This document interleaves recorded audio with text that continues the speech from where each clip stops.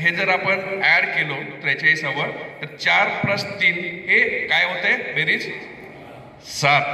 तर 7 बेरीजला न्यूमरॉलॉजीमध्ये खूप मोठं महत्त्व दिले गेलंय आणि ह्या सगळ्याला ह्या न्यूमरॉलॉजीमध्ये ह्या तुमच्या सगळ्या वीर सैनिकांचं साथ मिळालेले आहे.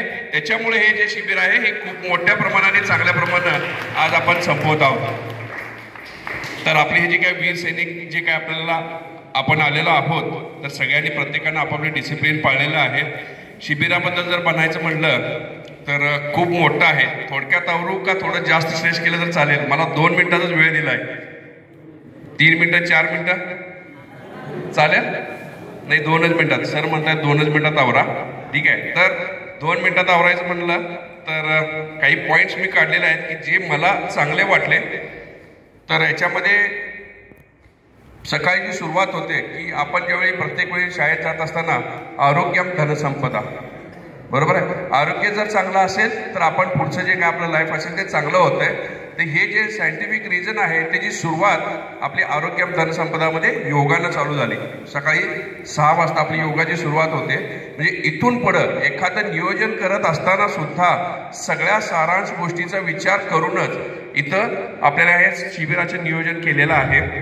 तर योगापासून जे शेवटपर्यंत जर बघितलं तर ध्वजारोहण, पहाड प्रदक्षिणा, मग त्याच्यानंतर आपलं धार्मिक शिक्षण जे असेल ते, खेळ असेल, महाराजांचे प्रवचन, अभिषेक, अष्टकपूजा, हे सगळं आपलं दिवसभराची चर्या. पहिल्या दिवशी जे वरती आपण पहाडावर माइंड ऑपरेशनचं जे आपण वरती एक कार्यक्रम घेतला होता तर त्याच्यामध्ये बऱ्याच लोकांनी जे माइंड त्यांचं ऑपरेशन झालं आणि त्यांनी ते जे काही गोष्टी आपल्याकडे घडत होत्या त्या त्यांनी बंद केल्या की त्यांनी काही वेळेला व्रत घेतलं की इथून पुढे या गोष्टी होणार नाहीत. तर अशा प्रकारे हे माइंड ऑपरेशन करायचं काम हे या ह्याच्यातून झालेलं आहे. त्याचबरोबर आपण काल वीराचार्य बाबासाहेब पुजनुरे यांची पुण्यतिथी काल आपण चांगल्या प्रकारे साजरी केलेली आहे. तर या काल त्या पुण्यतिथीनिमित्त मी काही ठराविक मला ज्या गोष्टी आवडल्या त्याबद्दल मी थोडं बोलू इच्छितो. काल आपण SD पाटील सरांचं काल विषय होता जैन धर्म आणि त्याचा इतिहास.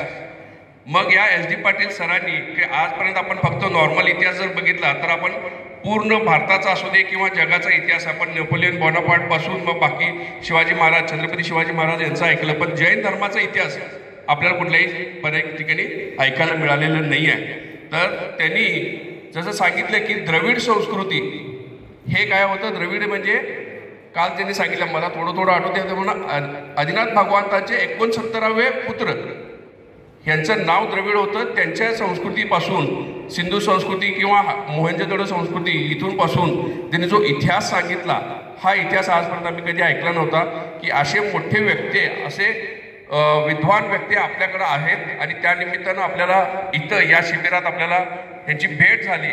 आता बऱ्याच वेळेला आम्ही काही ठिकाणी कार्यक्रम घेतो तर अशा वेळेला त्यांना बोलवणं, त्यांचं मीटिंग करणं हे खूप अवघड असते, पण या शिबिराच्या निमित्तानं आपल्याला इथं ते भेटलेले आहेत. त्याचबरोबर सुकुमार बेळके सरांनी वीर सेवा दल एक आदर्श संघटना सदस्यांचे कर्तृत्व याच्याबद्दल आपल्याला मार्गदर्शन केलं. तसेच आपण ज्या काय प्रत्येक व्यवसायात जे काय काम करत असतो हे वीर सेवा दल किंवा बाकी एखादं काम करताना पहिल्यांदा आपलं आर्थिक स्थिती सांभाळणं हे गरजेचं असतं. तर आर्थिक स्थिती जसं की थोडक्यात आता शेती संदर्भात जर काल त्यांनी सरांनी सांगितलं की शेती हे एक व्यवसाय नसून हे उद्योगात कसं आपल्याला कन्वर्ट करता येईल ह्याच्यावर त्यांनी खूप काम करतायत. तर ह्याचंही आपल्याला शेती संदर्भात मार्गदर्शन केलं. काल ह्याच्यानंतर आपलं सेशन झाल्यानंतर मी जवळपास त्यांच्यावर 1 तास बसलो होतो रात्री. तर या रात्रीच्या ह्याच्यामध्ये त्यांच्याकडनं खूप शिकण्यासारखं आहे. त्यांनी बऱ्याच काही एक्सपेरिमेंट करतायत. तर त्या एक्सपेरिमेंटनंतर हे फक्त नुसतं नॉर्मल शिबिराचं नसून बाकी आपल्या व्यवसायात आपल्याला त्याची काय वाढ करता येईल त्यांचं मार्गदर्शन घेतलं तर खरंच आपल्याला इथून पुढे आपल्या कामासाठी उपयोगी पडेल. त्याचबरोबर राजकुमार अण्णा चौगले सर जे आपल्या इथं आहेत की ज्यांनी आजपर्यंत म्हणजे पहिल्या दिवसापासून सूत्रसंचालन केलेलं आहे.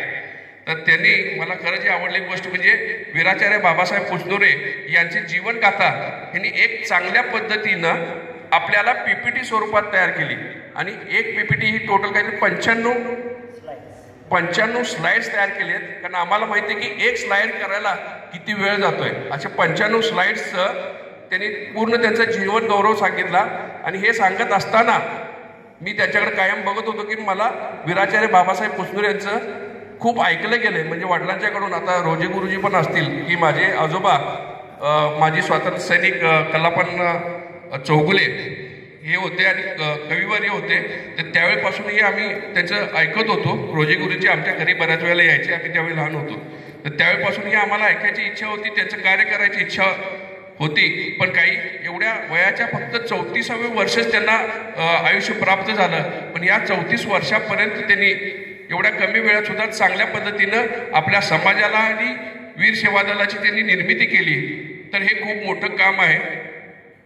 तर यांनी राजकुमार चौगले सरांनी वीराचार्य बाबासाहेब पुसनूर यांचे जीवन प्रवास यांची PPT दिली.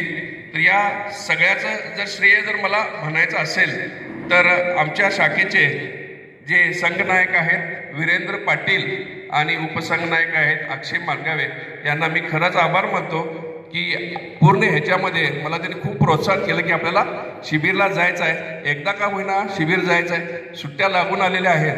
तर याच्यात या सुट्ट्या लागून असताना सुद्धा आम्ही बऱ्याच वेळेला अमर सरांना खूप रात्री वेळेला पण फोन केला की रात्री 10 वाजता मी सुद्धा अमर सरांना फोन केला की मला यायचं आहे शिबिरला, पण आम्हाला आमच्या ऑफिसच्या टायमिंगमध्ये आम्हाला सुट्टी मिळत नाही आहे. पण तरीसुद्धा अमर सरांनी काही वेळेला खूप सहकार्य केलं. इव्हन शेवटच्या पहिल्या दिवशी ज्यावेळी आपल्याला राहायची सोय करायची होती रात्री 12:30 वाजता सुद्धा त्यांनी फोन केले की तुम्हाला रूम मिळाली का.